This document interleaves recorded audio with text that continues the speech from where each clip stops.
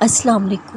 تم اللہ کو تہجد میں رات کی تاریکی میں مناؤ، وہ تمہیں صبح کی روشنیوں میں خون سے نواز دے گا۔ اور پھر ایک دن میں تھا، میری آنکھوں میں نمی، دل میں بے بسی، نظریں جھکی ہوئی تھی، ایک عجیب سی کیفیت، اور میرے ساتھ بس میرا رب تھا۔ اس دن میں نے یہ جان لیا، اللہ کے سوا میرا کوئی ہمدرد نہیں ہے۔ جب سمندر میں طوفان آ جائے تو اس کے ڈر سے کشتی چلانا نہیں چھوڑا جاتا، بلکہ تب تو اور زیادہ کوشش کی جاتی ہے کہ کسی طرح اس طوفان سے نکل جائے۔